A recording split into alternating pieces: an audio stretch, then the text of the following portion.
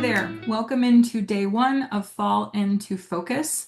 This is No More Late Nights, Overcoming Procrastination in Middle and High School Students.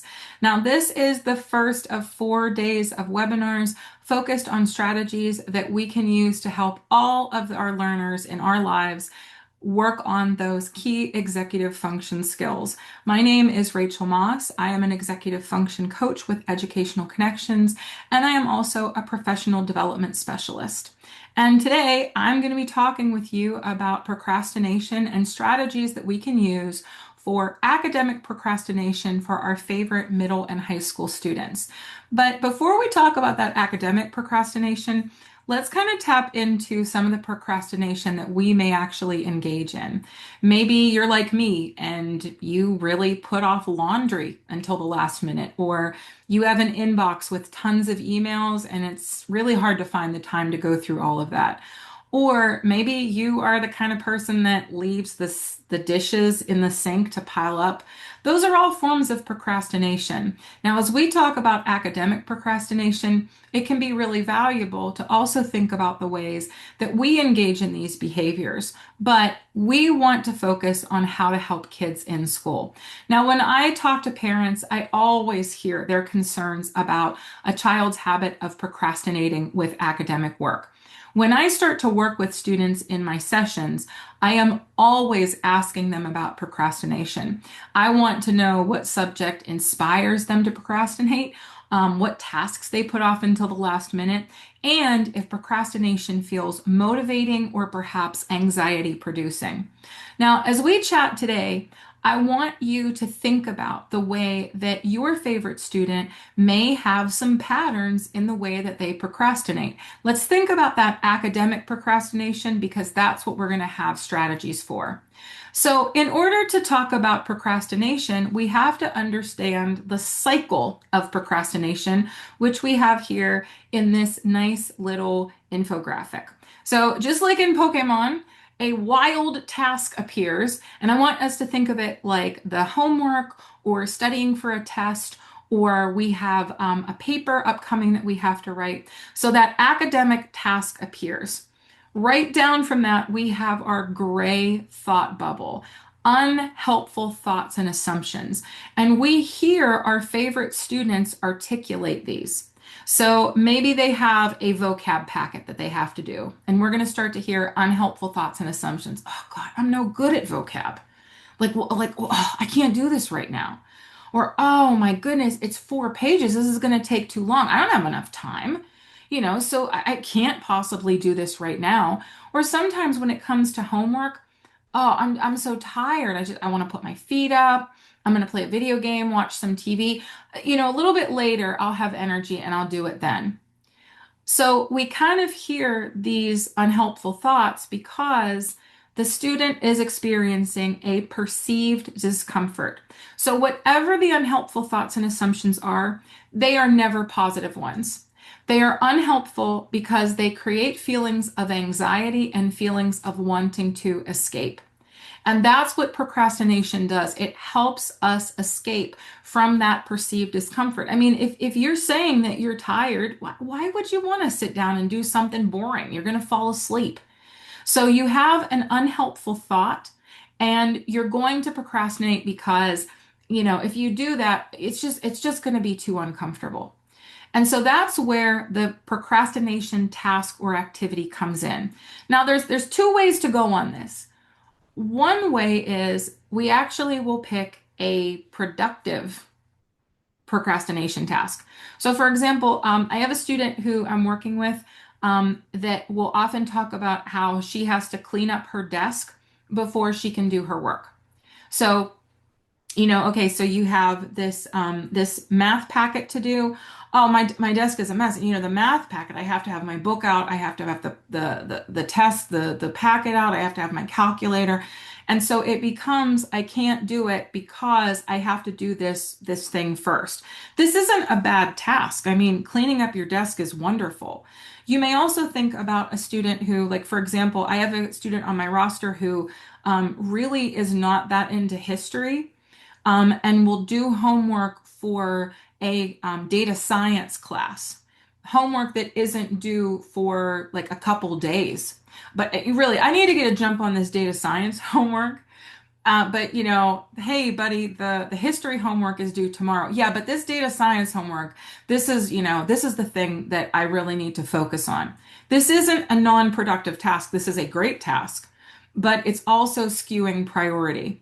Now, there are also tasks that are pleasure seeking activities for procrastination. And I think we think of these things most commonly: play a video game, scroll on a phone, watch a movie. So we may actually see students engaging in either productive tasks or pleasure-seeking tasks to, keep away from that area of perceived discomfort, because it can be really nice and cozy to work on cleaning your desk or to do a subject that you like more than engaging in that work that isn't preferable. And it is definitely comforting to play a game or talk to friends instead of doing your homework. Whatever students choose through this cycle of procrastination, the end, our little green box here at the bottom, is short-term reward with negative long-term consequences. So it doesn't matter what the procrastination task is. Procrastination is always going to end up where there is negative consequences. Now, the short-term reward, like let's say our student decides, "Oh, I'm so tired, I'm going to take a nap." Okay, so that they've chosen something. I think a nap is kind of in between productive and maybe pleasure seeking. So you're nice and rested, right? So they have that short-term reward, but we don't have the work done. Now, the long-term negative consequences, it really relates to the way that things snowball. This isn't like everything is going to be doom and gloom in the future. It's more like, let's think of it as sometime in the future, not right now, there is going to be, a bill to pay because of the choices that were made when we had unhelpful thoughts and assumptions. So if we're late on one deadline, turns into a time crunch, turns into another time crunch. Oh, good golly, I forgot about this little homework in another class. And so things start to snowball. Now, if we don't get out of this, the cycle is going to continue. So we have to get some strategies to figure out how we can help our favorite learners. First, we want to identify if our favorite learners are functional or dysfunctional procrastinators. So functional students are students who really don't cause too much stress to others. So I want you to think about that middle or high school student who is maybe, when everybody else is sawing logs, they are still up on their computer doing their work. They might, it might take a little bit to get them up in the morning, but they get up, the work is done. It's kind of a private thing. They are going through this procrastination cycle, but nobody's really involved in it except for them. And the procrastination cycle is kind of rewarded because, hey, I got that work done, I got it turned in. So for functional procrastinators, it can be a little bit difficult because the cycle does seem to work at times. The negative consequences are that they're really, really tired. So these ones, you want to see if your favorite student is, if this is a good work method for them. I personally don't think that anybody has to pull an all-nighter all the time, maybe one or two times in college. But, it's good to move out of a procrastination cycle, even if we notice that the student is kind of a functional procrastinator. Now, a dysfunctional procrastinator is what I think that a lot of us think of when we think of a procrastinating student. So this is a student who is in crisis mode and is folding other people into the fray.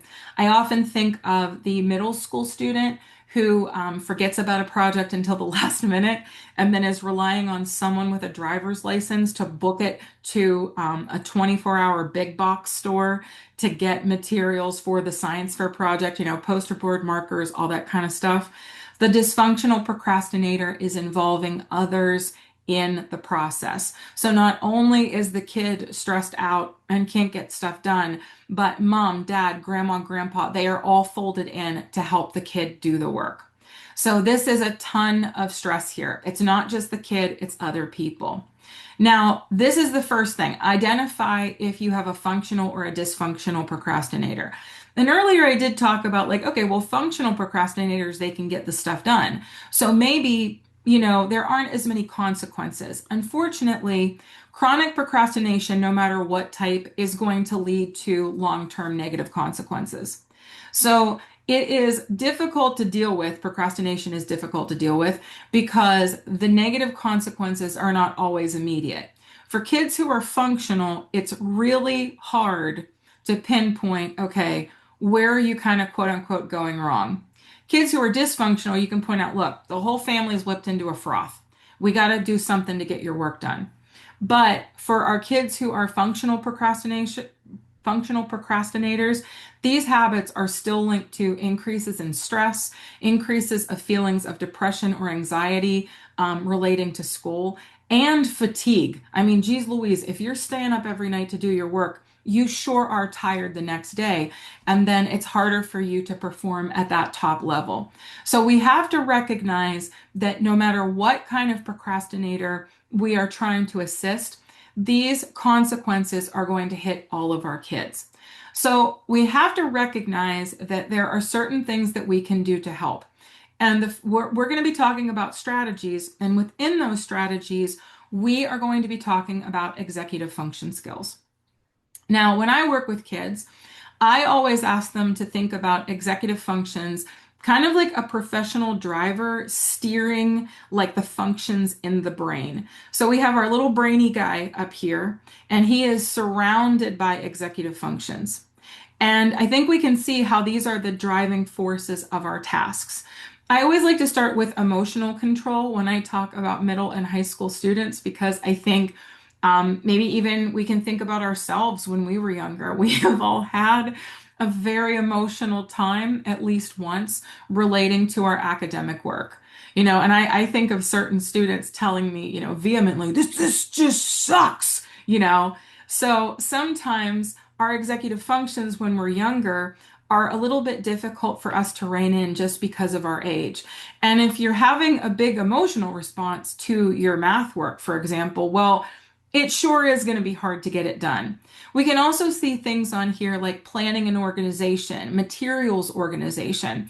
Whenever we have things to do, we have to make sure that we have all of our the materials that we're going to need. And sometimes kids will procrastinate on those. Think about a kid who is writing a research paper. They will need to have materials from the library, but they may procrastinate on the planning or organization process for that. So these are our executive functions, and I often talk about like what happens with procrastination in relation to these, and I use a metaphor of gears. So if we think about the executive functions like that professional driver, now we have a lead foot hovering over a brake. So these gears are all working together. But if we have a dysfunction in these mechanisms, they're going to slow down. So if we're saying, you know what, I don't have to go to the library right now, I'm going to take a little sip here. And we say like, I don't have to go to the library right now to get this stuff. I can do this later. So we're putting that foot on the brake, everything's slowing down. Now, when it's time to do things and the foot comes off the brake, when it's crunch time, now these gears aren't moving efficiently. They are moving crazily, and kind of like an old-timey cartoon, they are spinning out of control. There's smoke coming out of the ears. So we have to think about the way that procrastination can get executive functions really stuck. So we have to also make sure that we are understanding how these things all work together and how procrastination can really disrupt any performance on any task. So obviously we need some strategies. Here comes strategy number one. This is one that like I will do this with my students, and I call this a dumb smart strategy because it seems so simple, but it is really so smart. The first one is to notice patterns. You may notice these before your favorite learner does, and that is perfectly okay. You may notice, for example, that you have a student who is not interested in doing things that are boring. I have a student on my roster. She is a phenomenal reader, a phenomenal writer, and you would think that taking an AP World History class in high school would be right up her alley, lots of reading and writing. Not at all. That is boring for her. She does not like reading it. She can read a bucket of books, but if you ask her to pick up that textbook, boring task. I am procrastinating. So that's a pattern that I was able to notice. Now, that student wasn't able to notice it at first, and that's okay. It may just be that you're noticing, and we're going to talk strategies to get our favorite learners folded into this. You may notice that your child is procrastinating about things that are hard. And it doesn't have to mean something that you think is hard, something that the student thinks is hard. So we may have a kid who is doing like really great work in science class where there are lots of equations, but then the kid views math as being very, very hard. Oh, I can't do it. I mean, like there's like 10 problems in that math class. And then you're kind of thinking to yourself, well, wait a minute. You did a problem set in chemistry that was 20 problems. It's all the perception. So, maybe you notice that pattern. My kid thinks that this subject is hard. I'm noticing a procrastination pattern. The one that I do see the most is procrastination with things that are long term and multi step. So, those science fair projects, term papers, essays, all of that kind of stuff where it's like step one, pick a topic. Then step two is 2 weeks down the road. Then step three is a month down the road. Well, if our due dates are so far in the future, I mean, why think about it now? So you may notice a pattern of when due dates are in the future. My favorite student is definitely procrastinating. Now, to help you discover the patterns, we have a downloadable that you can use. And this is not a diagnostic, but this is an educational tool, not a formal assessment. This is helping us to see trends, and it's also a great way to have this conversation with your favorite learner in a way that is focused and a little bit depersonalized. Like, hey, I'm not calling you to the carpet about the fact that you're procrastinating right and left. We're going to talk about, hey, does this sound like you? What do you think about this? Now, we're not going to read this whole thing, but I am going to show you how this is going to categorize students so that we can start to notice those patterns. So our little quiz gets us to 6 different procrastination types. And this may also be a time when we might think, oh, which one am I personally? So a lot of students will become defiers. They do not want to be nagged. Do not ask them about their work. They will shut down if a teacher is nagging them, a parent is nagging them. Just don't, I got this, I got this. This may resonate with you. You may have a procrastinator who is also a defier. We also have kids who are perfectionists.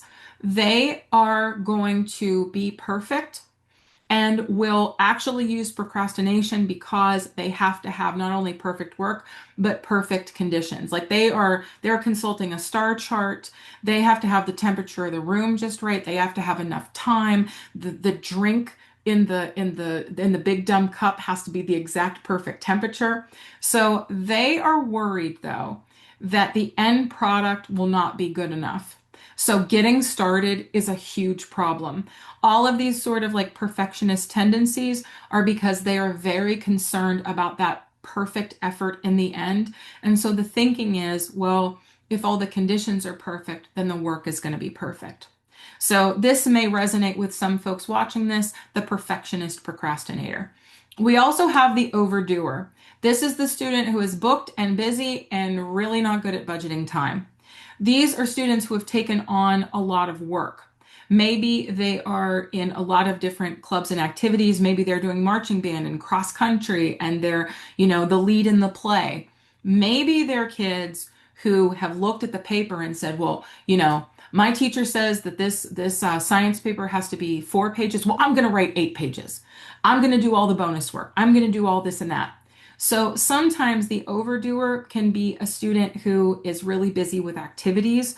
It can also be a student who is self-assigning things and is then like, I don't even know how to budget all this. Sometimes we have a dreamer. They're relaxed.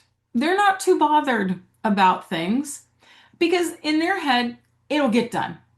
They are often kids who have amazing ambitions and plans.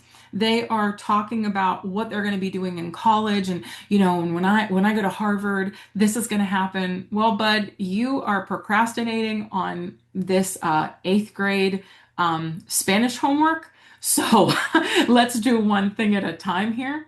But these are students who have great ambitions, but they're just not really getting a lot done in the here and now. We also have students who are crisis makers. Now, sometimes when I talk to students, I will ask them, does procrastination feel anxiety producing to you or motivating to you? Students who say that it feels motivating are often crisis makers. These are students who are really using that time crunch as a way to lock in and get the work done. The kind of difficult thing about crisis makers is that they often will they could sorry, I'm stumbling over my words a little bit here. Crisis makers can often be students who are dysfunctional procrastinators too. Because if you think about it, if you have a time crunch, it may end up folding other people into it. So this is one, if you have a student who you previously said, oh, I think, I'm kind of resonating with that like dysfunctional procrastinator, ask if this is also a student who is very motivated by the lack of time to get a ton of work done in that short time frame. Our final category of procrastination type is the worrier. This is a student who is very overwhelmed.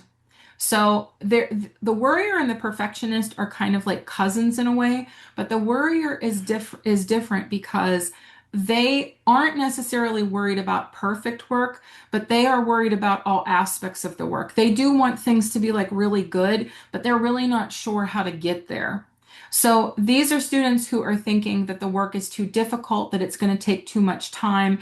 They are worried overall about it. They may even be students who aren't very clear on what they're supposed to do, and those worries become overwhelming. And so, of course, we push that stuff into the future and hope that in the future it'll take care of itself.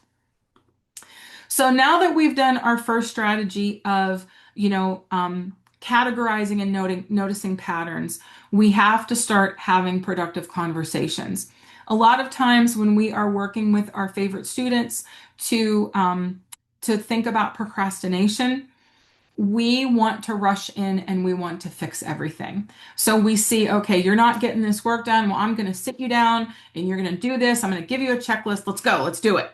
It's hard for us who are the adults who are always trying to provide for kids to sit back and try to understand their thinking. So we want to start with strategies that set a very positive tone. We want to use productive conversation starters that are going to open the door for dialogue and remove some of the negative feelings that kids have when they are talking about their beliefs about their work. Remember, procrastination starts when unhelpful thoughts creep in. So we want to understand and challenge the unhelpful thought because that's going to break down the cycle. So each one of these is like a different sort of, scenario. So maybe we have a kid who is a dreamer and is like, oh, I have to write this paper. It's not due for like a hot minute and it's only going to take me a day to write it. Okay, you know what? I believe you when you say you're only going to need a day to write the paper. You're right. You're a phenomenal writer. I've seen you write so many great things, but you know what? Is that all there is to the assignment? Just like write a paper, turn it in, like whatever. So there, you're recognizing the logic that, hey, it may be illogical to you, but you're recognizing the logic that your favorite learner is sharing, and you're also lightly challenging it. Um, so this one maybe is our crisis maker, our next one. Like, oh, you know what? Yeah, I gotta do this. I gotta do this work. But you know what? It's actually better because it's not due for a week. It's actually better to do it the night before. And you can say, you know what? Um, this sense that you have that it would be better to do it like you should just like maybe the night or the morning before it's due rather than to start it right now. What's your thinking there? Like, why does that feel more productive to you? I have asked this very question to a lot of students who will tell me, well, when I do it right before it's due, I have to do it. And so then I can actually get it done. We're like, right now, I don't know if I can get it done. And so now we can start to unpack that. Okay, I understand this thinking. This isn't thinking I would have. I understand this. Can we maybe do a little bit of it? Can we start to work on it, maybe in 20-minute bursts or maybe like a couple questions? There's always ways to use these productive conversations to get to some good strategies. So this one would definitely be like our perfectionist or maybe even our overdoer. I'm hearing you about this assignment that you have to do. I see it's so important for you to get a perfect grade, but this is just a homework. So if you missed one or two points on a homework, I mean, like what makes you say that everything you do has to be perfect? So this can be a great way to kind of like break down some of the thinking where everything has to be a certain way, everything has to follow, a certain set of parameters. The last one is definitely a kid who's a defier, complaining about how the teacher is always bugging them. You know what? Yeah, that sounds like a lot. I wouldn't like that if my boss was bugging me about stuff. I wonder why your teacher is bugging you a lot about your work. Like, what do you think? So again, a way to have them unpack those unproductive thoughts so that we can have a positive conversation. Now, all of our students need to have an optimal environment for their work. Sometimes we as adults will think that certain things have to be in place for kids to be able to do their work. They need to have quiet. No, you can't be in front of a computer. No, you can't be listening to a certain type of music. That's why you're procrastinating. That's why you're distracted. So I hear this a lot with students and families that I work with. This is another thing that you can download off of our website. And this is another way to talk about the work process. Some of us do need total silence to work. Some of us need to make sure that we are working solo rather than working with friends. You can also customize this to things that really resonate with you and your family.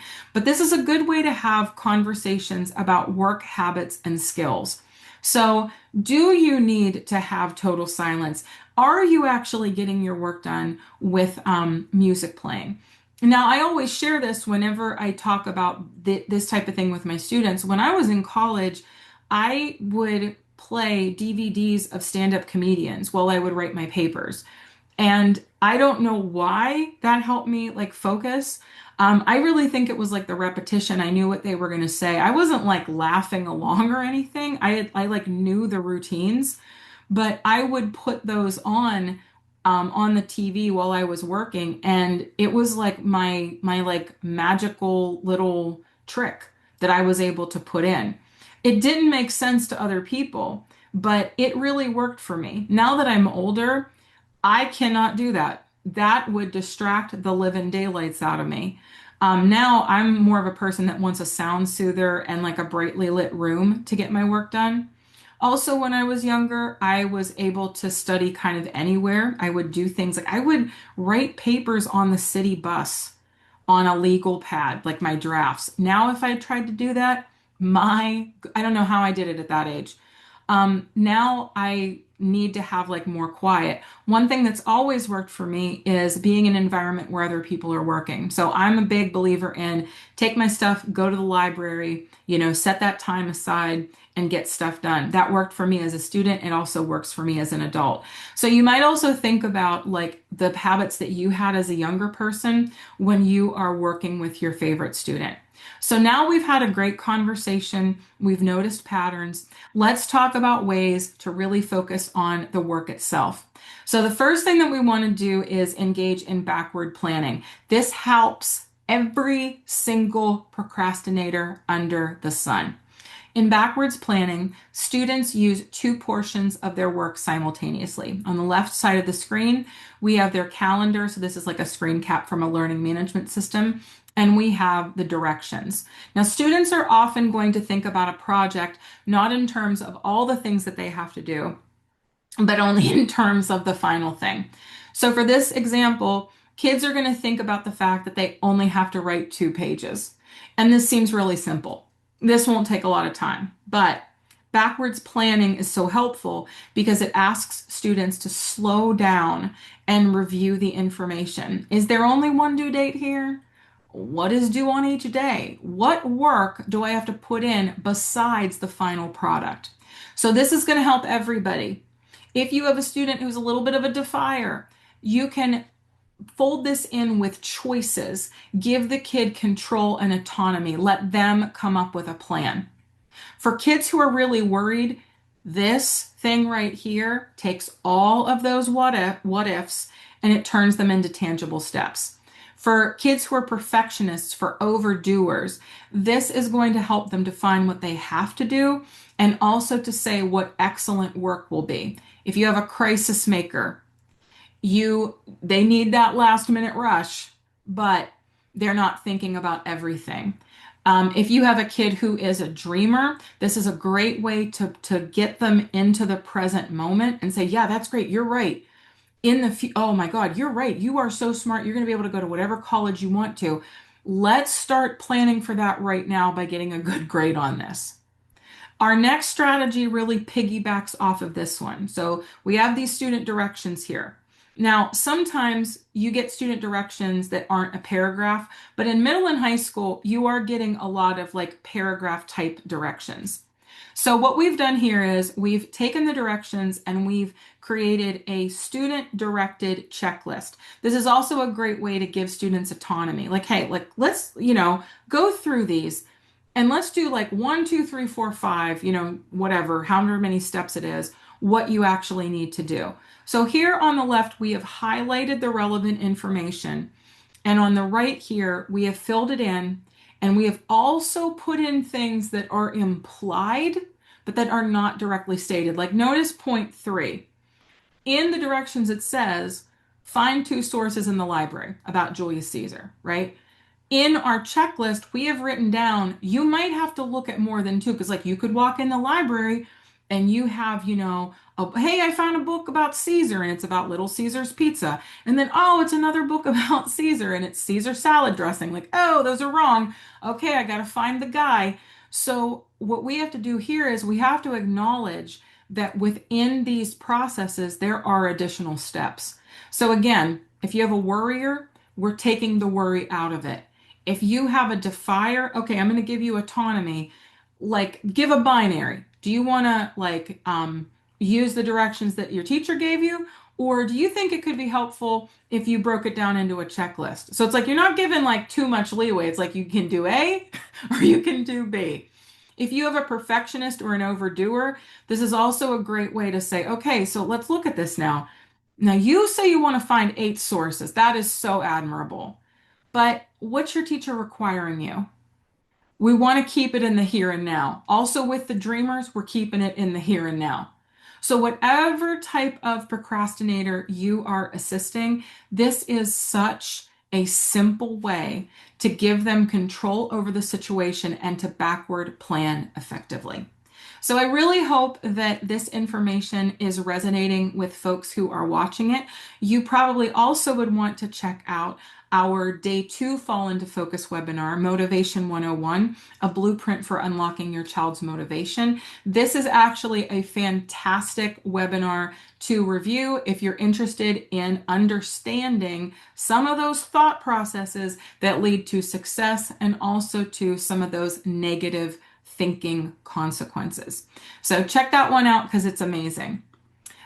We do want to end with some information about our sessions because you've heard me talk about how many kids I personally am working with. And if you've checked out other webinars on our YouTube channel or you've attended them live, you have gotten to see so many of our coaches on our team and the way that we talk about our students because all of our examples are coming from the work that we do every single day. That's because we work with kids one-on-one. So at Educational Connections, we are pairing students with coaches just like me who have phenomenal expertise in so many areas of the educational process. We offer coaching for all students, starting in elementary school all the way through college. We offer test prep. We offer subject specific support, and we work with kids all over the country. Indeed, we even have kids that we work with overseas. So all of our sessions have a four-step approach. We use an online program called Lesson Space, which is a video conferencing software that is based for education. That means that Lesson Space is about collaboration and about learning, not about showing a quarterly report, and talking about what everybody did over the weekend.